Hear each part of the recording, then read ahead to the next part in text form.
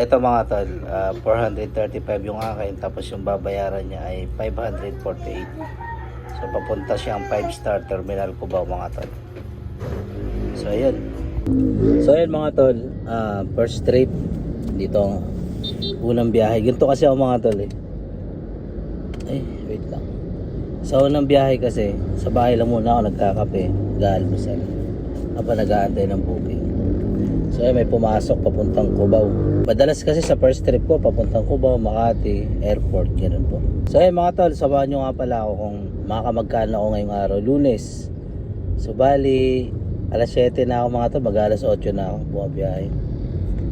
Ang target ko sana, madaling araw eh. Pero, tinanghali ako ng gising. Hindi naman po pwedeng tipirin natin yung tulog natin mga tol. Kasi, kapag puyat-puyat tayo, mahirap, bumabiyahe tayo. May kasama tayong pasahero, mahirap yung ganun. Baka mag-cost, makatulog tayo sa pagbabiyahe, magkakos pa ng aksidente. So ganun lang, update lang mga tol. So ay mga tol, inaarap, sabi ko ay Mayor, sabi niya sa kabilang kalsada po sila, tatanong siya. Sabi ko naman, nandito ako sa may gasolinahan. So kapag ka hindi niya alam yung address na pick up location, picturean nyo lang, tapos pwedeng picturean ng pasahero mga tol para mabilis yung maalaman kung nasan siya banda. So ayan, abang-abang mga tol, antayin natin yung pasahero natin. So ayun mga tol, pinapapasok ako sa iskinita. Hindi naman ako pwede pumasok kasi nga masigip yung iskinita nila. So tingnan natin yung tawag niya. Hello po ma'am. Hindi kayo pwede maloob? Alam ma'am, super sikip po kasi nung daanan ma'am, may iskinita eh. Tapos Sige. hindi pa ako makapag-maniobra. Sige, tayo labas na lang kami. Sige po, salamat po. Lang sir, assignment ko atin lang. Opo, okay lang po. Okay. Opo. So ayun mga tol, pinapapasok niya ako dun sa sa dead end na dun, di ako makapag-maniobra. So ganun talaga mga tol, pinapapasok ako dun sa may iskinita. Masikip yung daanan nila, hindi ako makapag-maniobra. Hindi ako papasok talaga mga tol. Konti lang naman, ilang hakbang na lang, di ba? Kaya kayo kapag kayo mag-grab tapos pinapapasok ko sa iskinita na alam nyo na masikip at hindi kayo makapag-maniobra, wag nyo na ituloy mga tol, kasi nga pag nagasgasan yung yung sasakyan nyo, 3,500 po per panel nyan. So ito na po yung pasahero ko mga tol.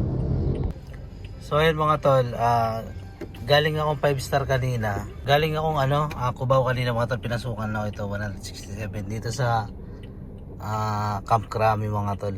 So yung pasahero ko, magrereklamo daw siya kasi nga na-scam daw siya ng 15,000. So ngayon mga tol, may kasunod na ako na booking papuntang Mandaluyong to, alam ko eh.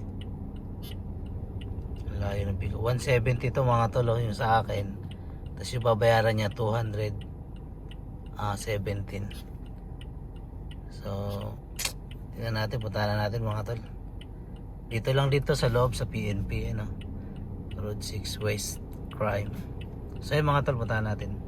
So ayun na nga mga tol, dumating na tayo sa drop off. So 217 yung binayaran niya. So confirm na natin.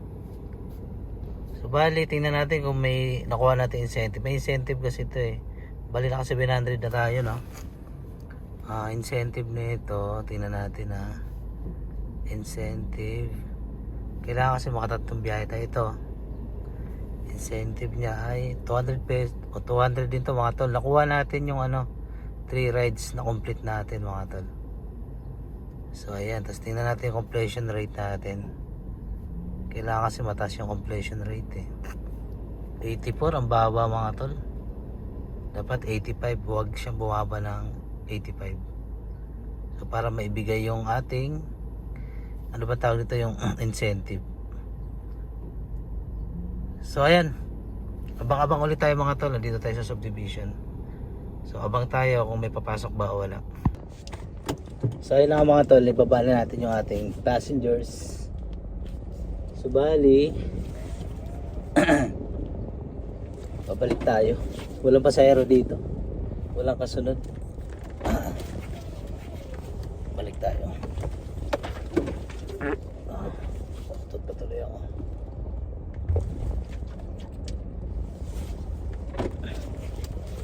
Wala pang pasahero mga tol. Abang-abang tayo. Ayun. Sana maka ano tayo ngayon, no? Maka boundary tayo kahit maka 4,000 o 3,500 pwede na 'yun. 12 hours yata ako babiyahe ngayon. Kasi alas 7 ako nag-umpisa, mag-alas 8. So kahit mga alas 8, alas 9 tayo makauwi sa bahay mga tol. Sana nga maganda. Pangit ang biyahe ko ngayon kasi unang biyahe ko Cubao. Kasi sa Cubao wala ganong pasahero. Eto mga tol, punta tayo ng mga condominium para pasukan tayo ng booking. So bali galing akong village dito sa Mandaluyong. Pupunta po ako ng SM Mega Mall diyan sa may bandang Ortigas mga tol. So tatambay tayo diyan at merong ano diyan Shell. So tatambay tayo diyan mga tol. Nagbaon na rin ako ng maraming tissue. Kasi nasisiyar ako. Sisiyar muna ako. Dito mga tol, kapag medyo nakaramdam ka ng naiihi ka o kaya nadudumi ka, pumunta ka agad sa mga gasoline station. Kasi nga mahirap naman siguro na kung kailan yung tain-tai ka na o ihing-ihi ka na, saka ka maghahanap ng gasoline station mga tol. So bad po yun. Magkakasakit ka po nun. So ngayon, punta tayo dun. Nakaset destination ako mga tol, papuntang SM Calamba, Laguna mga tol. Para pasukan tayo ng airport, pasukan tayo ng Parañaque, Las Piñas, at Alabang, Muntinlupa. Yan, sakop yan sa set destination natin mga tol. So ganun lang, 9:25 EM na mga tol. Ito, alas 9 na mga tol. So ayun mga tol, pinasukan ulit tayo ng booking. Ano to? Papunta Makati mga tol. 305 yung pamasahe niya. 700 meters yung pick up location niya mga tol. So ayan, puntahan na natin. Grabe po. Grabe mga tol. Galing ako sa CR tapos pinasukan ako ng booking. Dito sa may Julia Vargas, dito sa Mandaluyong mga tol. CR na ako, tapos ang ginawa ko, so CR na. Alam nyo ba dito sa mga gasolinahan, minsan pila ka na dyan ang mga magsi-CR. Lalo na kapag may dudumi. Halos karamihan na nakausap ko doon, puro grab car driver. CR, ihi, kain, mga nagiging trabaho dito Babaon ako ng tubig, 2 liters to, kailangan maubos ito maghapon. Protection to sa ating kidney. Yan, punta natin pasahero natin mga tol. Ito na mga tol, parang hindi ako kikita ngayong Lunes na to Mag-alas 11 na. Tapos ang kinita ko pa lang ay 977 pa lang. Ito wala to, cash wallet lang yun. Yung mga nagbabayad sa akin ng GCash, credit card, dyan po pumapasok. Pero yung total earnings natin, ito po nasa taas. Parang hindi tayo kikita ngayon So ngayon abang-abang lang mga tol. Sana ang target ko talaga bago ako umuwi, hindi ako pwede bumaba ng 3,000. Kailangan 3,000 pataas. So ayun lang mga tol. Kain muna ako. Eto na mga tol, ang oras ay 11:54. So nandito ako ngayon sa may Parañaque mga tol. Ayun So bali ang kinita na natin ay 1,367 mga tol. So nakalimang booking na tayo.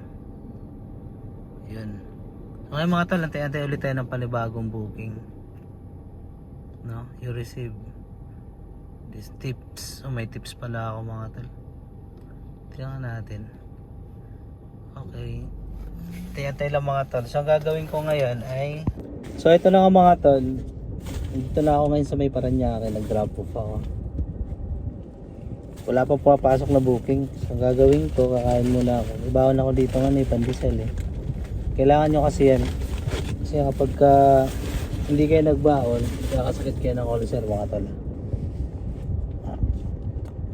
Abang-abang tayo ngayon. Sana pumalo ng 4,000 kita natin. 1,300 pa lang So ayun na mga tol, may pinasukan ulit tayo ng booking. Kakapasok lang. So papunta itong, aba malaki Saber oh. Kung hindi naka-Saber to malaki sana. 585 mga tol. Puntahan na natin. Tingnan natin kung saan papunta. Oh, wait lang Tingnan natin to kung saan papunta to Ay, papuntang Taytay. Grabe. 736 po yung babayaran niya mga tol. Kasama na yung 736, kasama yung top up babayaran niya. Pero yung mapupunta sa akin yan ay 585 lang. So ayan, puntahan na natin. Papuntang Taytay Ayan So game. So ayun na nga mga tol, 2:34 na po ng hapon. So bali may pumasok ulit sa akin na booking. 523 po yung akin. Tapos ang babayaran niya ay 658 mga tol. Tapos ang destination niya ay sa Quezon City. So mahaba-habang biyahe ito mga tol. Mindanao Avenue. So ayan mga tol, tingnan natin kung makaka 3,000 o 4,000 ba tayo ngayon. So ayan mga tol, naibaba na natin yung pasahero natin. So nag-set tayo ng SM Calamba. So naka 3,000 na tayo mga tol. Ang sabi nung pasahero kong hapon, antayin ko daw siya 1 hour. So ayun lang mga tol, antayin natin yung hapon na nagpapaservice sa akin. So sabi ko, tinanong niya ako magkano, sabi ko grab rate lang, okay na sa akin yun. Bali ang rate kasi niya 658. Sabi niya okay naman daw. Antayin ko siya 4:30 daw 3:30 ko siya naibaba, sabi niya 4:30. So ayun lang mga tol, hindi na natin mahihintay si hapon. So may pumasok na sa akin papuntang Mandaluyong mga tol. So sakto to, magsiset din na ako ng Mandaluyong pa uwi. Sakto to mga tol. So ayun mga tol, wag na natin siyang antay kasi sabi ko sa kanya, pag may dumating na pasahero, hindi ko na siya maantay. So puntahan na natin to. So ito na mga tol, nakarating na tayo dito sa Mandaluyong. Bali, yung nagpa-service sa akin, hindi ko na nakakuha mga tol. Kasi nga may pumasok na booking So naka 3,400 na tayo mga tol. Ang gagawin ko ngayon, magsiset din na po ako pa uwi. Wawa Tanay. Yun, sana pasukan mga tol. Tapos, lalapit po ako ng mga SM. Pupunta ako ng SM Mandaluyong. So yun mga tol, 3.5 km papunta ng SM Mandaluyong. So yun lang mga tol. Uwi na ako. Ayun na nga mga tol. Lalapit tayo ng SM Mega Mall kasi itong area na to wala ganong booking dito. Pero pag tinanggal ko yung set destination yan, may papasok sa akin, palayo siya. Mag-aalas 5 na kasi kaya uwi na ako. So ayan na nga mga tol, may pumasok na sa akin.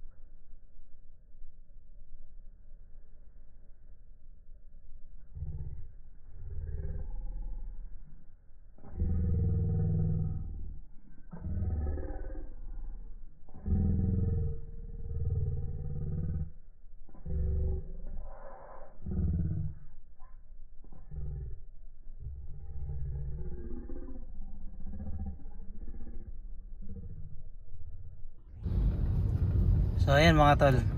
So ayan mga tol, nandito na tayo sa place. Sa drop off na natin. 472 ang kanyang bill. Binayaran niya na ng cash, nagtip pa. Ginawa niyang 500. So ngayon mga tol, nandito na tayo at pauwi na ako. So tapos na tayo magbiyahe. 5:55, alas 7 tayo nag-umpisa. 38 mga tol, 38 ang kinita natin. Ayan, 3,800.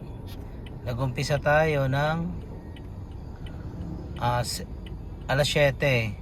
Natapos tayo mga tol ng 5:56. So sabihin na natin alas 6 mga tol. Ayun na nga mga tol, pauwi na ako sa bahay.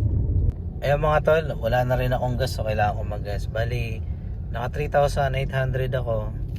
Tapos ang gas ko nito ay nasa 1,000. So meron akong 2,800 mga tol na take out.